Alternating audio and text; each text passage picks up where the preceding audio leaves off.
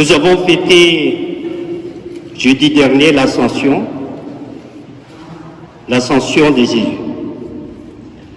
Cette fête extrêmement liée à Pâques nous rappelle que le Christ ressuscité est entré le premier dans son royaume et qu'il donne aux membres de son corps l'espérance de les rejoindre un jour. Nous avons également vu que le retour du Christ auprès de son Père a été le point de départ de la mission des apôtres. C'est Jésus lui-même qui les a envoyés pour annoncer la bonne nouvelle à toute la création. Désormais, c'est le temps de l'Église qui commence. Les disciples qui ont suivi Jésus pendant 3 ans sont appelés à devenir des apôtres. Ils sont envoyés dans le monde entier, pour être les messagers de la bonne nouvelle. Alors nous sommes bénéficiaires de leur témoignage. Nous avons à transmettre les flambeaux autour de nous. Le Seigneur compte sur nous, dans nos familles, dans les quartiers, dans le voisinage, dans les villages. Rien ne doit arrêter la parole de Dieu. Vous les jeunes qui allez faire votre profession de foi, Martin, Justine, Noélie, vous allez être aussi un messager, vous allez transmettre autour de vous, avec les copains à l'école, dans le quartier, que vous êtes chrétien et vous êtes fiers de l'être. Vous allez transmettre cette bonne nouvelle qui est la parole de Dieu. L'évangile de Saint Jean nous rapporte la grande prière. Au moment de passer de ce monde à son Père, nous y entendons des paroles fortes. Garde mes disciples dans la fidélité de ton amour. Et la fidélité est au cœur de cette prière. Elle est demandée comme une grâce, car elle est bien fragile. Elle est bien fragile, cette grâce. C'est important car il peut y avoir de véritables amours qui est dans la durée. La mission des disciples, notre mission à nous tous, c'est d'être des témoins authentiques des dieux parmi les hommes. S'adresser à son Père, Jésus lui demande de protéger les siens dans cette mission difficile. Ils seront affrontés à des persécutions, à la dérision, à l'indifférence.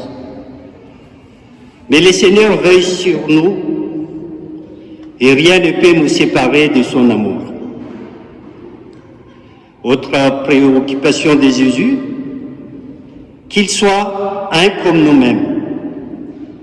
C'est absolument essentiel pour que la bonne nouvelle porte des fruits.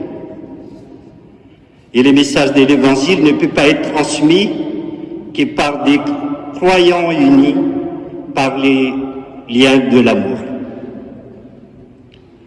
Nous pensons parfois aux divisions entre les religions, catholiques, protestants, orthodoxes ou autres. Toutes ces rivalités et ces rancunes qui sont contre-témoignages pour l'Église. Alors comment croire des chrétiens qui ne s'arrêtent pas de se critiquer les uns les autres? Toutes ces paroles méchantes qui détruisent l'autre sont un obstacle à l'annonce de la bonne nouvelle. Mais nous n'attendons pas d'être parfaits pour nous tourner vers le Christ. Lui-même nous invite à nous associer à sa prière pour l'unité de ses disciples. Nous connaissons nos fragilités, notre péché.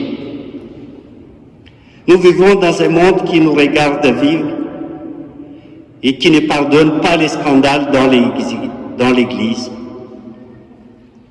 Alors, plus que jamais, nous nous unissons à la prière du Christ pour l'unité et la fidélité des siens.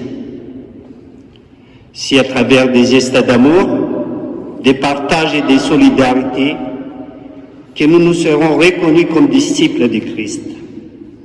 C'est cela qui fait la valeur d'une vie. C'est cet amour du Père que Jésus est venu nous révéler et nous communiquer. Il nous revient de le transmettre autour de nous à tous ceux et celles qui se trouvent sur notre route. Dans ce monde, nous rencontrons la violence. Nous entendons des nouvelles qui se passent à Gaza en ce moment. Un jeune homme de 21 ans qui assassine son patron et son collègue. Un jeune dans le Val-de-Marne de 15 ans qui tue quelqu'un de 17 ans. On vit dans un monde de violence. Mais il n'y a pas que des violences, il y a aussi des bonnes nouvelles. La preuve, les jeunes qui s'engagent à faire les professions de foi. Il y a les jeunes qui préparent leur confirmation. Et vous aussi, les jeunes qui allez communier pour la première fois. Tout ça, c'est aussi des bonnes nouvelles pour l'Église tout entière.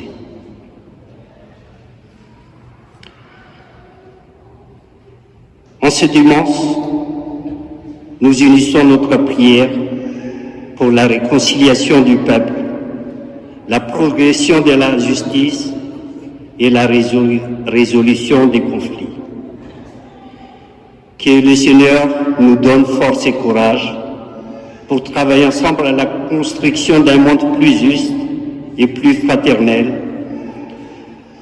un monde rempli d'amour qui est en Dieu. Amen.